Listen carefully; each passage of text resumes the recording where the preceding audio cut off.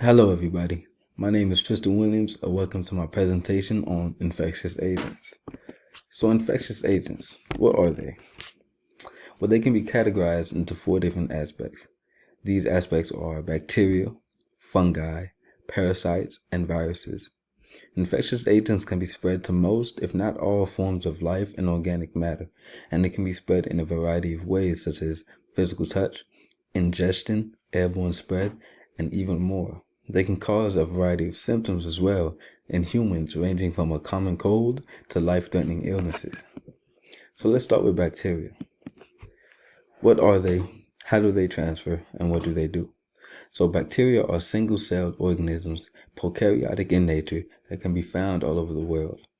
These bacteria are transmitted in many ways, including airborne spread, contact, such as physical touch, digestion and ingestion of food or water that is contaminated.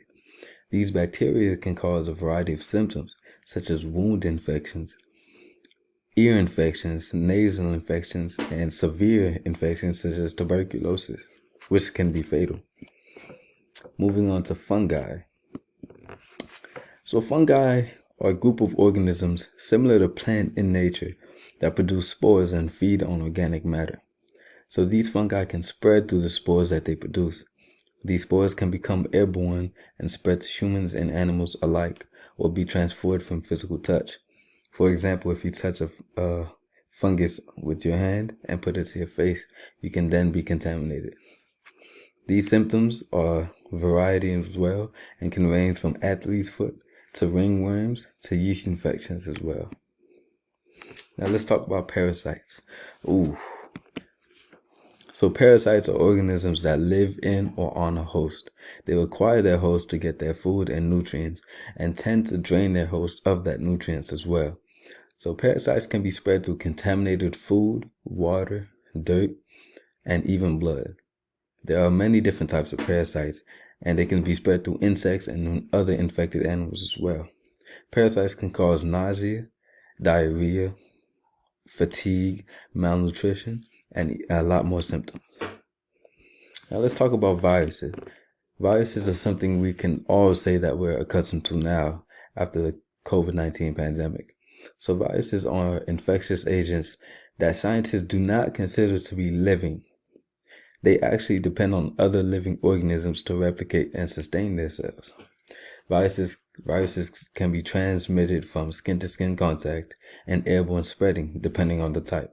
For example, coughing and sneezing can give somebody else a virus. They cause many illnesses, ranging from a common cold to lethal sicknesses such as the COVID-19 pandemic that we just witnessed. Viruses directly target cells and replicate within them, causing damage to the body. So there are a few key differences between these infectious agents that we must consider. For example, bacteria exist everywhere, inside and outside the human body. Some can be harmful while some can actually be very helpful. The fungi spreads through spores, which are unique to themselves. These spores act as eggs in a way, coming into contact with other organisms and growing. On another note, parasites are organisms that stay alive using their host to get their food and nutrients. Viruses, although they use hosts as well, are not living creatures, and they can only spread and replicate through the cells of their host. Another thing to consider is a common misconceptions. It's commonly thought that all infections are bad and harmful to humans, while truthfully, there are many different forms of infectious agents that may not be harmful as well. Some of them are helpful, some of them are harmful. You most likely think this way, as most, if not all, diseases are actually caused by infectious agents. For example, the COVID-19 pandemic is caused by a virus, and that's something that we all experienced. However, some bacteria actually play a key role in sustaining the body and homeostasis. Certain viruses actually target the harmful bacteria in the body and help us to stay alive as well. So don't go thinking all infectious agents are bad.